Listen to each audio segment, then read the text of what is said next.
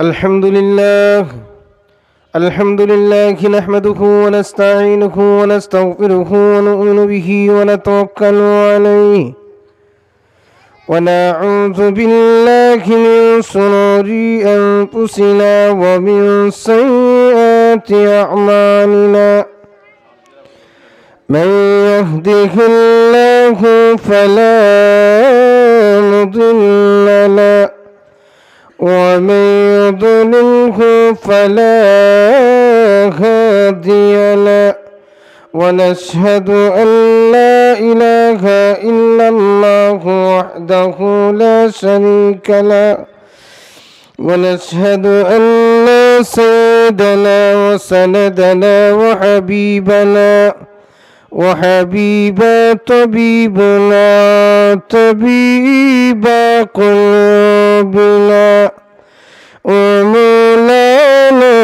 محمدا عبده ورسوله الذي أرسل إلى الناس كافة بشيرا ونذيرا وداعيا إلى الله بإذنه وسراجا منيرا أما بعد فقد قال الله تعالى في كلامه المجيد وفي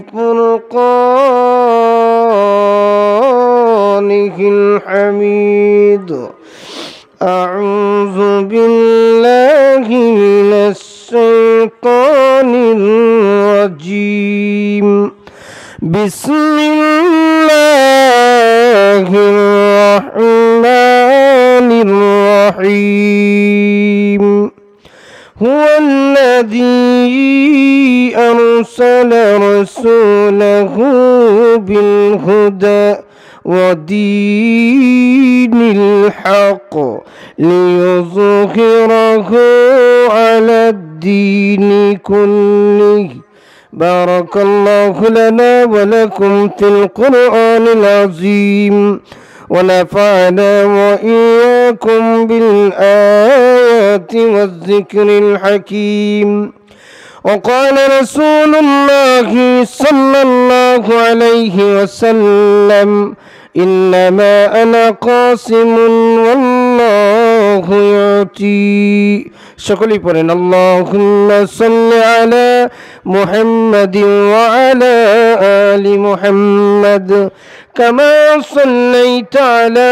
إبراهيم وعلى آل إبراهيم إنك حميد اللهم بارك على محمد وعلى آل محمد كما باركت على إبراهيم وعلى آل إبراهيم إنك حميد بلغ العلا بكماله كشف الدجى بجماله حسنت جميع خصاله صلوا عليه كريم السجايا جميل الصيام نبي البرايا شفيع الأمم بلغ العلا بكماله كشف الدجى حسنت جميع خصاله صلوا عليه لا إله إلا الله لا إله إلا الله لا إله إلا الله لا إله সকলে মহব্বতে জুড়ে উচ্চ আছে পড়েন লা ইলাহা ইল্লাল্লাহ লা ইলাহা ইল্লাল্লাহ লা ইলাহা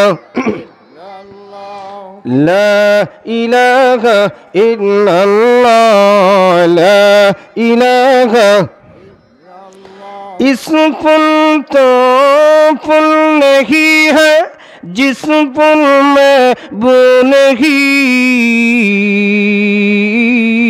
इस दिल तो दिल नहीं है जिस दिल में अल्लाह नहीं ला इलाहा इल्लल्लाह ला इलाहा इल्लल्लाह ला इलाहा ला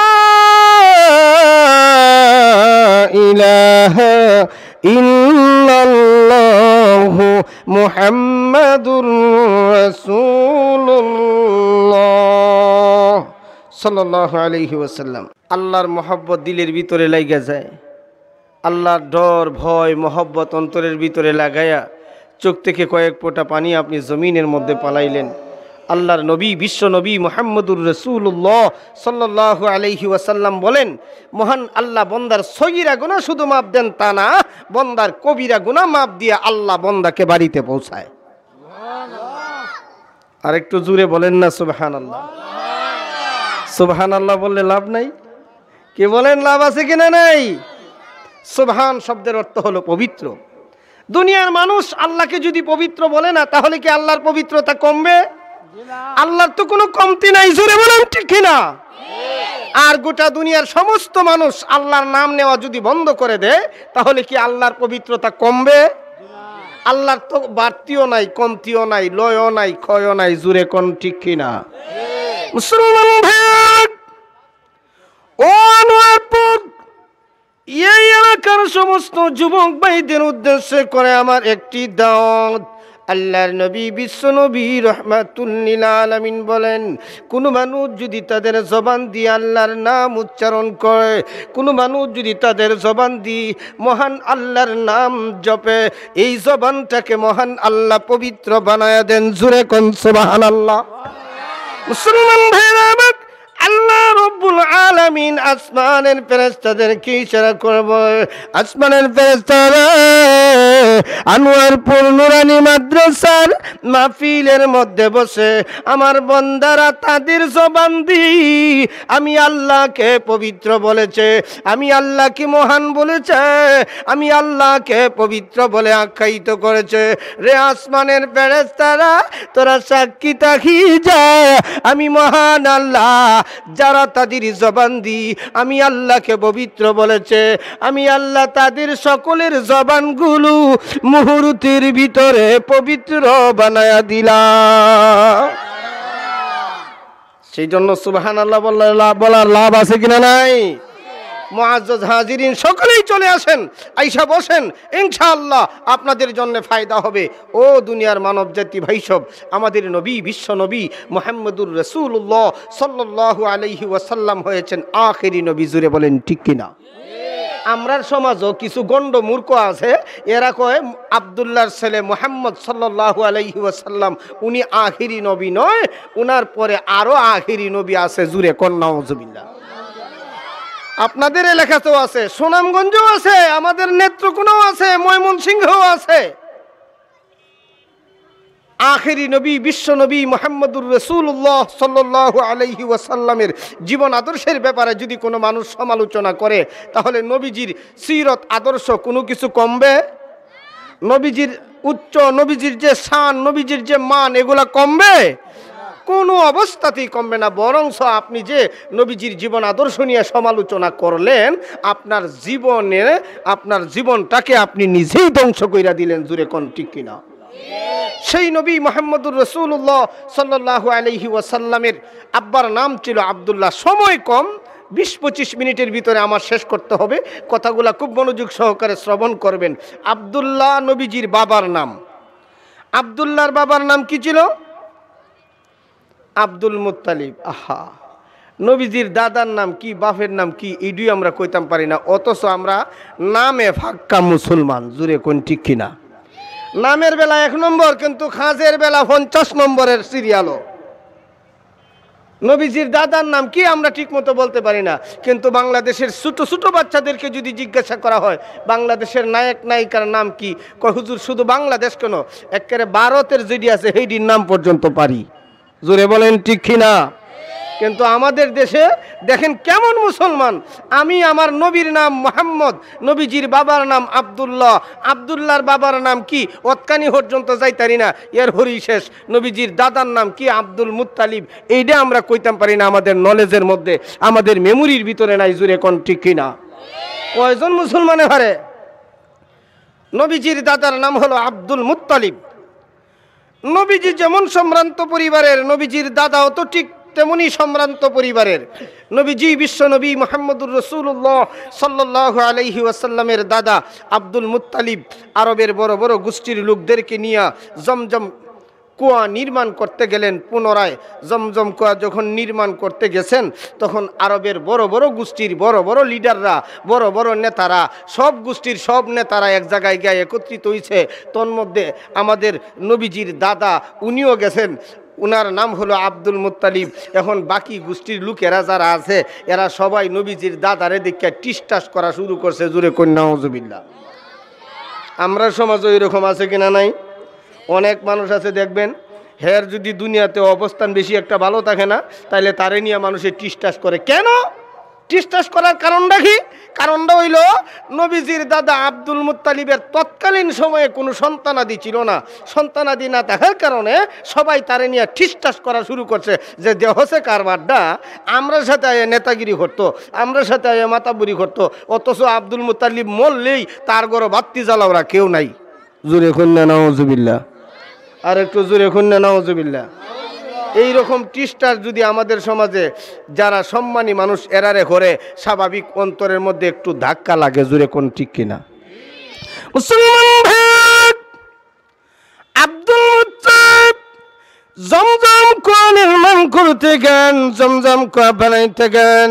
এমন সময় আরবের গোষ্ঠীর লোকেরা আব্দুল মুত্তালিবকে নিয়ে ঠাট্টা করে, আব্দুল মুত্তালিবকে নিয়ে বিদ্রুপ করে। আব্দুল মুত্তালিবের কলিজার ভিতরে আঘাত লেগে যায়, আব্দুল মুত্তালিবের কলিজার ভিতরে দুঃখ লেগে যায়। তৎকালীন সময়ে আব্দুল মুত্তালিব কাবা ঘরের মুতাওয়াল্লি ছিলেন, কাবা ঘরের সভাপতি ছিলেন।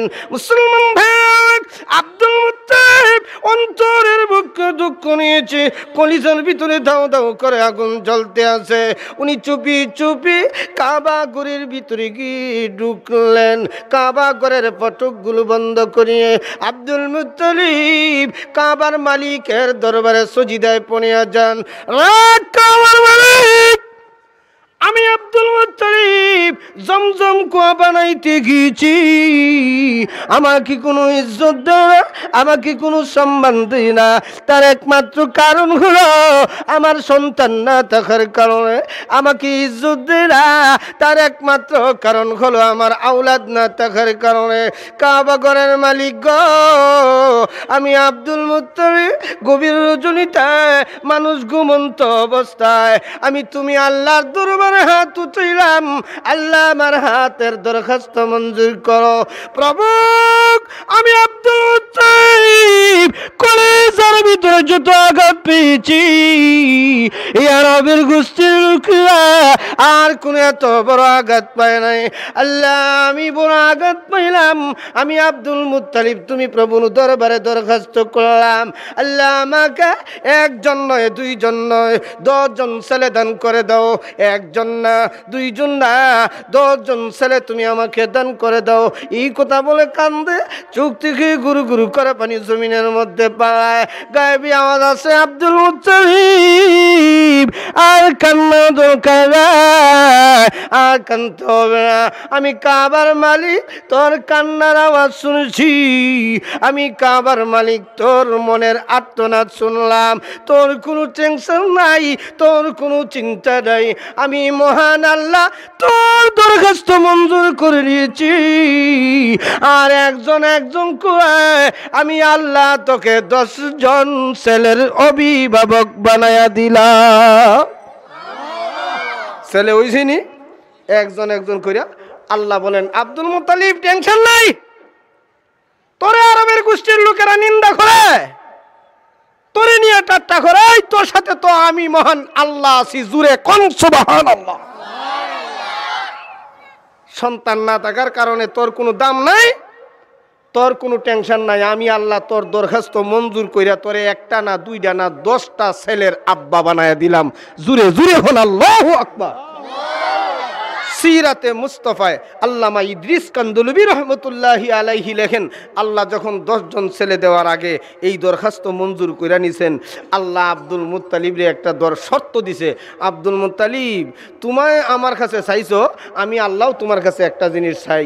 বলিতে কিতা কয়, তোমারে 10টা ছেলে দিমু, একটা ছেলে আমার রাস্তায় তুমি কুরবানি করতে হবে। জুরে জুরে কোন সুবহানাল্লাহ। আমরা সমাজও দেখবেন, সন্তান যদি কোনো মানুষের হয়, টাকা পয়সা যদি নাও তাকে ডরায়া হইলেও মানুষে কিছু দাম দেয়। ওমা, আমার কথা বুঝেন না ওনারা? আছে কিনা না এরকম? মনে মনে ভাবতেছেন যে নুমানি বেড়া মনে অবাস্তব কথা কয়। না, বেড়ার টাকা পয়সা নাই, কিস্তা নাই, কিন্তু বেড়ার যদি ছেলে 10টা থাকে তাইলে এই বেড়ারে ডরায়া হইলেও মানুষে সালাম 2টা বেশি দেয়। জোরে বলেন ঠিক কিনা? মুসলমান আব্দুল এক এক করে মহান আল্লাহ আব্দুল মুত্তালিবকে 10 জন ছেলের অভিভাবক বানায় দিলেন, 10 জন ছেলের আব্বা বানায় দিলেন। আল্লাহ রব্বুল আলামিন বলেন, ও আব্দুল মুত্তালিব, আমি তোর দরখাস্ত মঞ্জুর করে তোকে একজন একজন করে 10 জন ছেলের অভিভাবক বানায় দিলাম, 10 জন ছেলের আব্বা বানায় দিলাম। আমার একটি শর্ত হলো, আমার রাস্তায় একজনকে জবাই করে দিতে হবে, একজনকে কুরবানি করে দিতে হবে। মুসলমান ভাই, একজন একজন করে কুরবানি করে দিতে হবে, একজন একজনকে জবাই করে দিতে হবে। সিরাতে মুস্তাফা আল্লামা ইদ্রিস কান্দলবি রহমাতুল্লাহি আলাইহি লেখে, আব্দুল মুত্তালিবের এক একজন ছেলে 12 বছরের যুবক হয়, 18 বছরের যুবক হয়, 16 বছরের যুবক হয়, 20 বছরের যুবক হয়। অর্থাৎ যুবক বয়সে তাদের জিন্দেগিটা অতিবাহিত হয়। আব্দুল মুত্তালিব কাবা ঘরের ভিতরে দরজাগুলো বন্ধ করে, জানালাগুলো বন্ধ করে, ফটকের ভিতরে ঘুমন্ত অবস্থায় গভীর রজনীতে আল্লাহ রব্বুল আলামিন স্বপ্নের জগতে জানায় দেয়, তোমার কোনো সন্তান ছিল না, তোমার কোনো আওলাদ ছিল না। আমি আল্লাহর কাছে দরখাস্ত করলাম, আমি আল্লাহ তোর দরখাস্ত মঞ্জুর করলাম। তোর কোনো সন্তান ছিল না, আমি আল্লাহর কাছে সন্তান চাইলে আমি আল্লাহ সন্তান দিলাম। এও একটি শর্ত দিলাম, একজন ছেলেকে আমার রাস্তায় কুরবানি করতে হবে, একজন ছেলেকে জবাই করতে হবে। আব্দুল মুত্তালিব রে, সন্তান 10 জন উপযুক্ত বয়সে উপনীত হয়ে যায়, 10 জন যুবক হইয়া যায়। এদের মধ্যে একজনকে তুমি কেন কুরবানি করো না? আমি আল্লাহ স্বপ্নে দেখাইলাম, অচিরেই তুমি কুরবানি করে দাও। কিতাবের ভিতরে লেখে, একই স্বপ্ন একদিন দেখলেন, একই স্বপ্ন দ্বিতীয় দিন দেখলেন, একই স্বপ্ন তৃতীয় দিন দেখলেন। আব্দুল মুত্তালিব এখন চোখের গুড়ির ভিতরে শুধু ক্রন্দন, কানতে কানতে চোখের গুড়ি পর্যন্ত নরম হয়ে যায়। শেষ প্রকারে আব্দুল মুত্তালিব পাদ্রীর দরবারে চলে যায়। ও পাদ্রী মহোদয়, আমার কোনো সন্তান ছিল না, আওলাদ ছিল না, আমি কাবার মালিকের কাছ থেকে চাইয়া আনলাম, আমি কাবার মালিকের কাছ থেকে দরখাস্ত আনলাম। আমার কাবার মালিক আমাকে 1 জন নয়, 2 জন নয়, 10 জন ছেলে দান করেছে। আমার কাবার মালিকের দরখাস্ত ছিল গো, একজন ছেলেকে কুরবানি করতে হবে। এখন এই স্বপ্ন 1 দিন, 2 দিন, 3 দিন দেখছি, এখন কোন ছেলেটা কুরবানি করা যায়? পাদ্রী মহোদয় বলে, 10 জন ছেলের 10টা নাম 10টি কাগজের টুকরার মধ্যে লেখো, ছোট মাসুম বাচ্চার মাধ্যমে লটারি দাও। লটারি দেওয়ার পরে যেই নামটা উঠবে, এই নামের মানুষটা কি তোমার কুরবানি করতে হবে। জুরে কোন সুবহানাল্লাহ। আব্দুল মুত্তালিব বলেন, ঠিক আছে পাদ্রী, তাড়াতাড়ি 10টা কাগজের টুকরার মধ্যে আমার 10টা ছেলের নাম লেখো। যে বাবার ছেলেরে কুরবানি করব, সেই বাবাই বুঝে কতটুকু আর্তনাদ ভিতরে। জুরে কোন ঠিক কিনা? 10টা ছেলের নাম কাগজে টুকছে। 10টা ছেলের নাম 10টা কাগজের টুকরার মধ্যে লেখছে, লেখা 10টা গুলি বানাইছে, গুলি বুঝেননি আপনারা? 10টা গুলি বানায় টেবিলের উপরে রাখছে, রাইকা ছোট্ট নাবালেগ একটা মাসুম বাচ্চার মাধ্যমে একটা কাগজের টুকরা উঠাইছে। মুসলমান ভাই, যেই মাত্র ছোট মাসুম বাচ্চা কাগজের টুকরা উঠায়, আব্দুল মুত্তালিব বসা, পাদ্রী মহোদয় বসা মাসুম বাচ্চার সামনে। পাদ্রী বলে, কাগজের টুকরাটা তুমি খোলো। মুসলমান ভাই, যেই মাত্র কাগজের টুকরাটা খুললেন, এমনিতেই দেখেন কাগজের টুকরার ভিতরে বিশ্ব নবীজির আব্বার নাম আব্দুল্লাহ লেখা। জোরে এখন সুবহানাল্লাহ। এখন এই আব্দুল মুত্তালিবের কলিজার মধ্যে একটা সিফাম আছে যে আব্দুল্লাহর নাম, এটা স্বাভাবিক। এক বেটার যদি 10টা 12টা 6টা 7টা ফুলা হয়, ছেলে হয়, তাইলে সব ডিরে এক সমান তালে ভালোবাসে না। একটার হতি আদর একটু বেশি, একটার হতি আদর একটু কম। জোরে কোন ঠিক কিনা? এই 10 জন ছেলের মধ্যে আব্দুল্লাহর প্রতি মহব্বত একটু আব্দুল মুত্তালিবের বেশি। এটা অবাস্তব না, এটা বাস্তব। জোরে কোন ঠিক কিনা? তবে মহব্বতের টেলা এই জন্য আব্দুল্লাহরে এক কি আর জায়গা বেশি দিলে এটা আবার ঠিক হইতো না। মহব্বত আর হুঙ্গাসুমা একটু বেশি করন যায়, একজনের একটু বেশি হুঙ্গাসুমা দেওয়ান যায়, একজনের একটু বেশি কুলো লওয়ান যায়, কিন্তু তাই বললে সম্পদ যে একজনকে বেশি দিয়ালবেন এইটা সম্ভব না। আব্দুল মুত্তালিবে কয়, ফাদ্রি সাহেব, লটারিটা মনে হয় ঠিক মতো হইছে না, আরেকবার লটারি দেন। জোরে কইতেন না সুবহানাল্লাহ। মুসলমান ভাই, পাদ্রী মহোদয় দ্বিতীয়বার লটারি দিলেন। লটারির ভিতরে দেখা যায় দ্বিতীয়বার লটারির পরে আব্দুল্লাহর নাম আরো 9 জন, তাদের নাম লটারি দেয়। এই দ্বিতীয়বার যখন লটারি দেয়, কাগজ একটা উঠায়, খুলে দেখে কাগজের ভিতরে আব্দুল্লাহর নাম লেখা। জোরে এখন সুবহানাল্লাহ।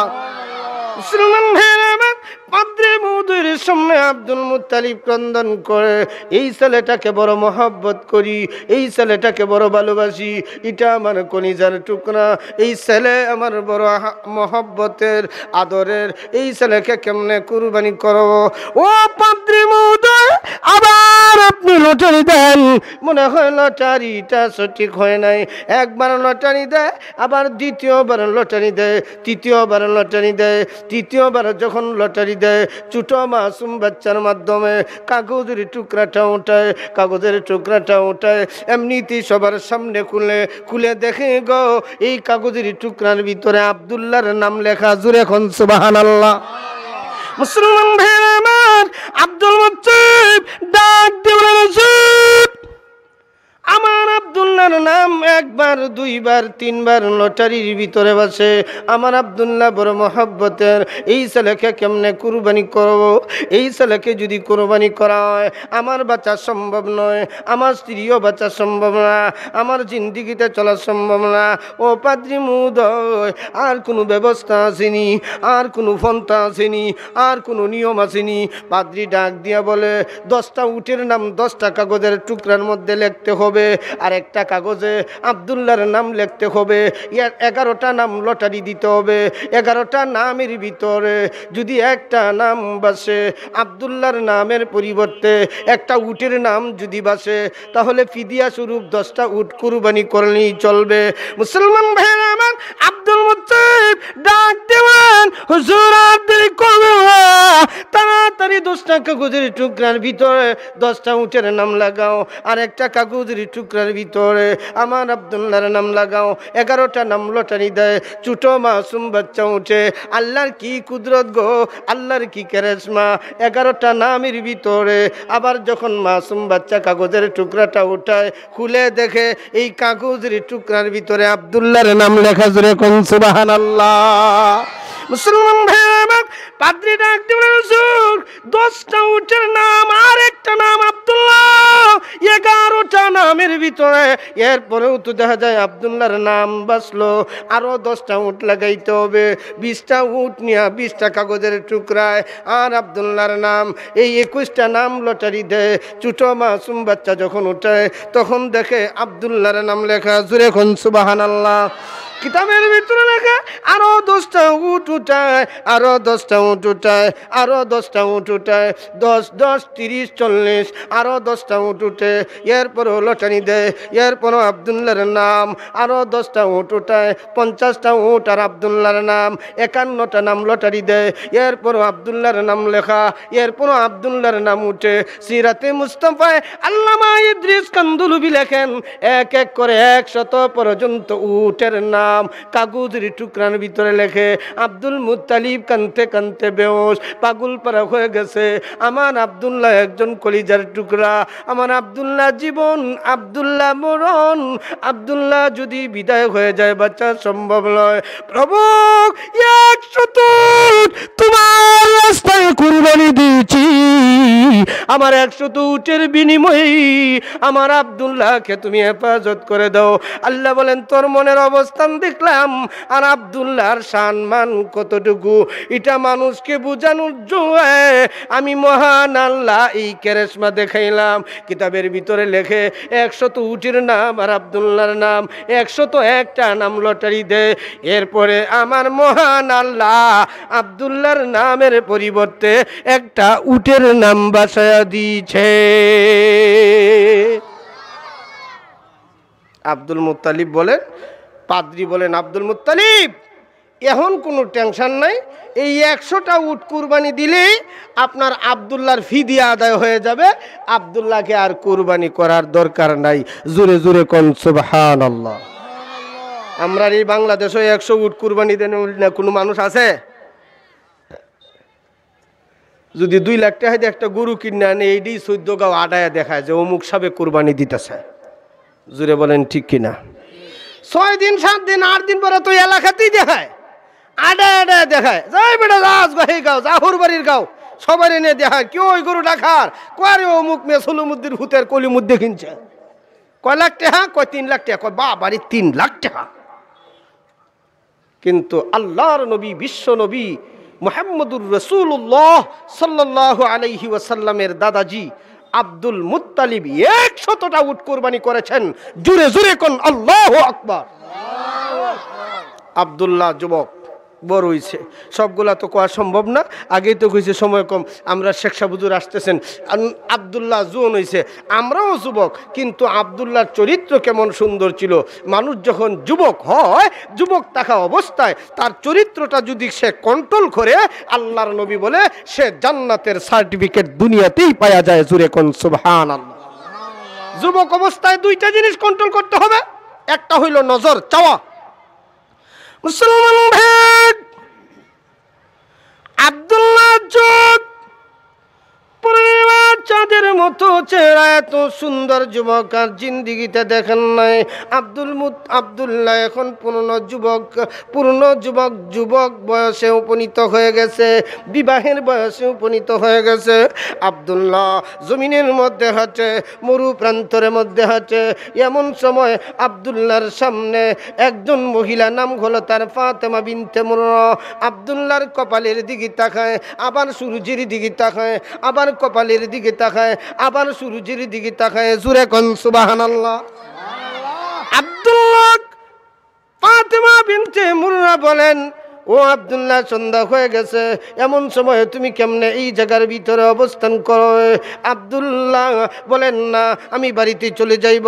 ফাতেমা বিনতে মুররা বলে, আজকে তুমি আমার বাড়িতেই রাত্রি যাপন করো, আমার বাড়িতেই তুমি থাকো, আমি তোমার মেহমানদারি করো, আমি তোমার খবর নিব। আব্দুল্লাহ ডাক দিয়ে বলেন, মা গো, ও মা, এমত অবস্থায় আমি তোমার বাড়িতে থাকতে পারি না।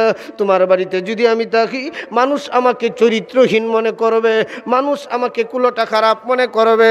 আব্দুল্লাহ চলে গেলেন।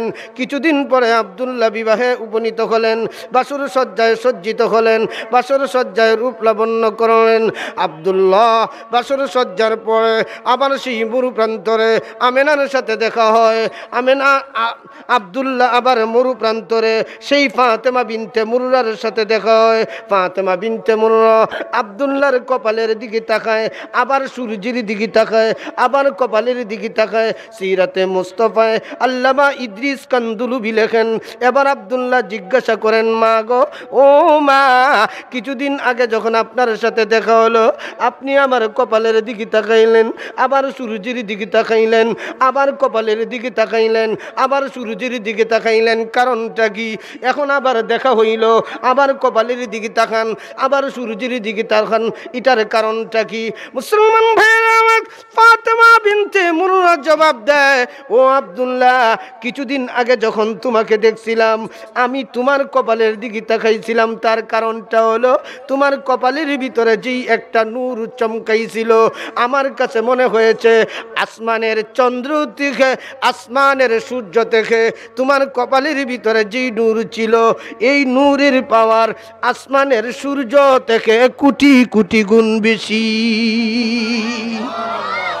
রে আব্দুল, এখন আমি আবার পুনরায় তোমার কপালের দিকে তাকাইলাম, তার কারণটা হলো এখন আমি তাকায় দেখি সেই নূরটুকু তোমার কপালে নাই, সেই চমকটুকু তোমার কপালে নাই, সেই চমকটুকু তোমার কপাল থেকে উধাও হয়ে গেছে। আব্দুল্লাহ ডাক দিয়ে বলেন, আব্দুল্লাহ চলে যাইতে চায়। ফাতেমা বিনতে মুররা বলেন, আমার বুঝার বাকি নাই, তুমি বিয়ে করেছ, আর সেই নূরে মুহাম্মদী চলে গেছে আমেনার উদরে। ও আব্দুল্লাহ, তুমি একজন ভাগ্যবান যুবক, তোমার উদরে এই দুনিয়ার জগতে জন্ম নিবে বিশ্ব নবীজি। নবীজি দুনিয়াতে আসলেন, সেই নবীর উম্মত আমরা। নবীর দাম যেই রকম বেশি, আমাদের দামও সেই রকম বেশি। জুড়ে কোন আলহামদুলিল্লাহ। নবীজি দুনিয়াতে আসার সঙ্গে সঙ্গে ঘরের ভিতরে কোনো লাইট ছিল না, চেরাগ ছিল না, বাতি ছিল না। আমেনা বলেন, আল্লাহর কসম, আমার ঘরটা একদম অন্ধকার। এমন একটি ঘরের ভিতরে আমার ছেলে আগমন করছে, কিন্তু আমার ছেলে যখন দুনিয়াতে সুপ্রভাতে পদার্পণ করলো, আমার গোটা ঘরটা চন্দ্র তারিখের চন্দনীর চেয়ে 1000 গুণ বেশি আলোকিত হয়ে গেছে। মুসলমান ভাই, দাসী উম্মে আইমান আব্দুল মুত্তালিবের দরবারে খবর নিয়ে যায়, ও আব্দুল মুত্তালিব, আপনার ছেলের ঘরের নাতি আব্দুল্লাহর ছেলে দুনিয়াতে পদার্পণ করেছে। আল্লাহর নবী, বিশ্ব নবী, রহমাতুল লিল আলামিনের দাদা মহোদয় আইমানের কথায় বাড়িতে চলে আসলেন। আল্লাহর নবীর দাদা যখন ঘরের ভিতরে পদার্পণ করলেন, এমনিতেই তাকায় দেখেন গোটা ঘর আনন্দে আত্মখানা, আস্তাটা ঘর রসনে রসনান্বিত হয়ে গেছে। আল্লাহর নবী, বিশ্ব নবী, কলিজার টুকরা ফাতেমা, আল্লাহর নবী বিশ্ব নবীর দাদা আব্দুল মুত্তালিব শিশু নবী মুহাম্মদকে কুলের মধ্যে উঠাইলেন। সিরাতে ইবনে হিশামের মধ্যে লেখে, নবীজি বিশ্ব নবী মুহাম্মদুর রাসূলুল্লাহ সাল্লাল্লাহু আলাইহি ওয়াসাল্লামকে এইভাবে দাদা রুমালের মধ্যে উঠাইলেন। আরব গোষ্ঠীর কাছ থেকে খবর এসে যায়, ও কাবা ঘরের মুতাওয়াল্লি, আসমানের মালিকের কাছে তুমি বৃষ্টি চাও, আসমানের মালিক দি বৃষ্টি দেয় না, ফসল আদি সব জলে পুরে ছাই হইয়া যাইতেছে। আব্দুল মুত্তালিব মুস্কি হাসি দিয়া বলেন, যাও মরু প্রান্তরে চলিয়া যাও, মাটির ভিতরে চলিয়া যাও। আল্লাহর নবী, বিশ্ব নবী, শিশু নবীজি মুহাম্মদুর রাসূলুল্লাহ সাল্লাল্লাহু আলাইহি ওয়াসাল্লাম কি কুলের মধ্যে উঠাইয়া আরবের মরু প্রান্তরের ভিতরে অসংখ্য অগণিত মানুষ সেই জায়গার ভিতরে অপেক্ষমান। আল্লাহর নবীকে কুলের মধ্যে উঠাইয়া আব্দুল মুত্তালিব মরু প্রান্তরে চলিয়া যায়। সমস্ত মানুষের শেষে আব্দুল মুত্তালিব উপস্থিত হয়। আব্দুল মুত্তালিব গিয়ে বলেন, ও আসমানের মালিক, কাবা ঘরের মালিক প্রভু গো, আমার শিশু নাতি, আমার কুলের মধ্যে যেই নাতি কোনো কথা বলতে পারে না, চলাফেরা করতে পারে না, আমি পাদ্রীর মুখে শুনেছি আমার নাতি বড় মর্যাদাবান, আমি গণিতের কাছ থেকে শুনেছি আমার নাতির বড় ইজ্জত সম্মান, আমি এখন পরীক্ষা করতাম চাই আমার নাতির ইজ্জত সম্মান তোমার কাছে কতটুকু বেশি।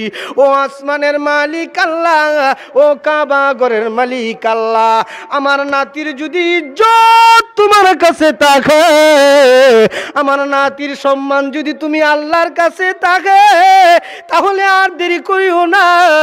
আরবের গোষ্ঠীর লোকেরা তুমি আসমানের মালিকের কাছে বৃষ্টি চায়, আমার নাতির ইজ্জতের কারণে তুমি অনতি বিলম্বে তুমি বৃষ্টি দাও। আরবের গোষ্ঠীর লোকেরা বলে, আল্লাহর কসম, আব্দুল মুত্তালিব যখন শিশু নবীকে কুলে উঠাইয়া আসমানের দিকে এইভাবে যখন ইশারা করে গো, ইশারা করতে দেরি হয়, আসমান থেকে বৃষ্টি পড়তে একটা সেকেন্ড দেরি হয় না। সেই নবীর উম্মত আমরা। সুতরাং মুআজ্জাজ হাজিরিনে কেরাম, আল্লাহ তাআলা আমাদেরকে সেই নবীর আদর্শের ভিতরে নিজের জিন্দেগিটা পরিচালনা করার মতো তৌফিক দান করুক। সকলে বলুন আমিন, আরো জোরে বলুন আমিন। ওয়া আখিরু দাওয়ানা আলহামদুলিল্লাহি রাব্বিল আলামিন।